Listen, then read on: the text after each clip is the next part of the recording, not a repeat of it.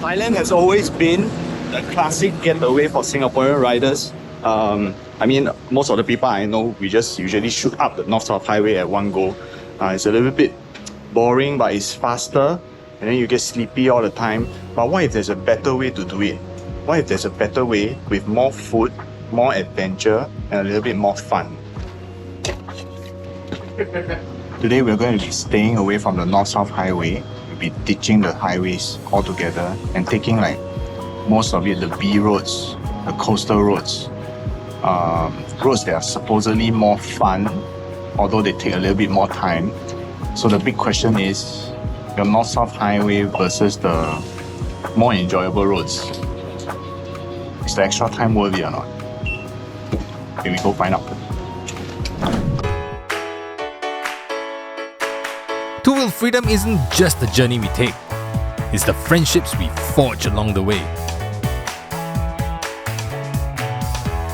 Together, every turn of the throttle tightens the bonds between us.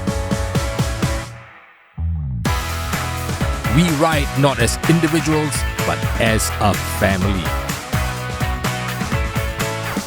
Two-wheel freedom isn't just about the destination. It's about the memories we make. Don't wait for tomorrow. Live for today. Experience two-wheel freedom with DirectAsia. Use promo code VERYOK30 at checkout for $30 eCapita voucher or VERYOK60 for $60 eCapita voucher. Head on down to directasia.com/333 for more information. Thank you to DirectAsia for making this video possible.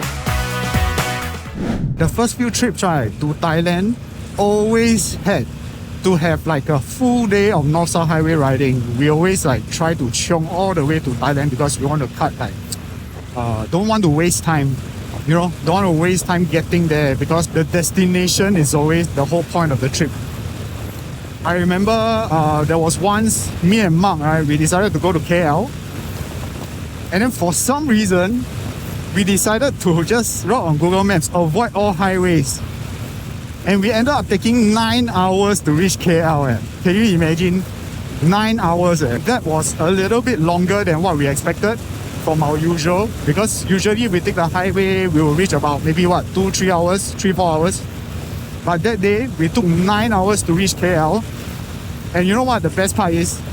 The best part is, although it's a bit slow, we had so much fun. Legit.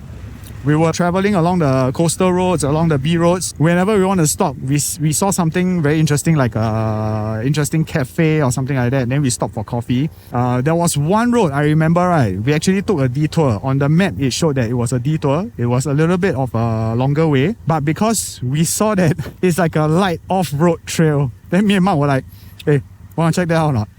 And then we decided to go for it. And it ended up being so much fun. Today's ride is actually quite interesting, even though we took 11 and a half hours. slow. Okay, we went slow. Slow, very enjoyable. Oh, it's so different. Like for me, I always want to be the fast rider. Same. But something clicked after Taiwan, right? Like you go slow, you got more time to just enjoy. The bike is not as hot. You are going fast enough, so you are not hot. You got time to look around. I think the one important thing is that we are not traveling that fast, so we are not always like constantly fighting against the wind compared to riding up to Thailand on the North-South Highway. 8, 9, 10 hours of Just fighting. This time around the ride was quite relaxed. We rode on some like coastal roads, windy roads. Then we came across a few towns and all that. It was overall a pretty good experience. Honestly, what's there not to like about doing it slow and steady like this? yeah, man. So, if you're planning that epic ride to Thailand, what most bikers do, especially when you're eager to reach the destination, the first instinct is often the North-South Highway. We are talking about 800 plus kilometers, a straight dash north. That's roughly a 10 to 12 hour marathon on the saddle, and it will look something like this.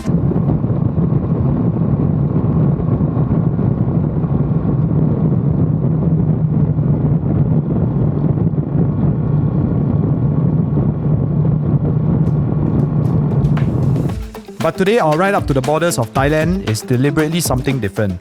We are embracing the B roads, exploring different towns, carving along the coastal roads, and for the most part, saying no thank you to the North-South Highway.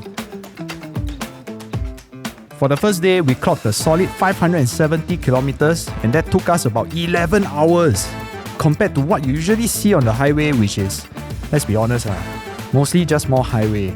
The road today feels very different. Day 2 was more relaxing. Another 150 kilometers or so, about a 3-hour cruise, and we hit the town of Kota Baru. With a bit more energy in our tank and a bit more time on our hands, we actually decided to explore the furthermost northeast point of peninsular Malaysia. And surprisingly, the little detour took us on yet another mini adventure on some light trails. We ended up at a place that was just so beautiful, and the entire ride to get there was incredibly enjoyable. It's a real hidden gem. You can literally see Thailand over at the other side. Let me just get on top of my bike before I talk to you all.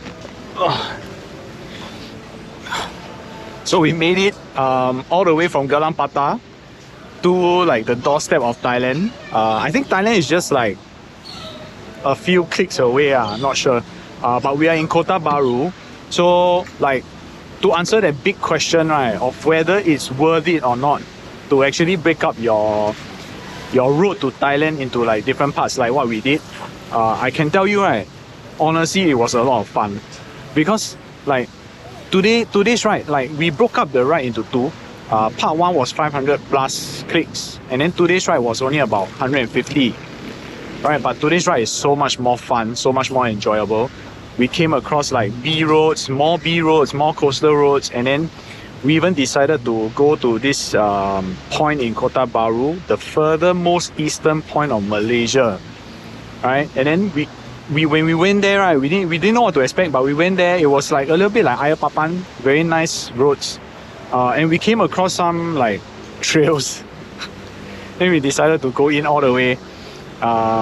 It was very nice. It was very enjoyable. Like not what we planned exactly, but it's something that, you know, on an adventure usually you don't expect, but this kind of things happen, and then it makes it like so much more enjoyable. So to conclude, right, no, it is not a waste of time.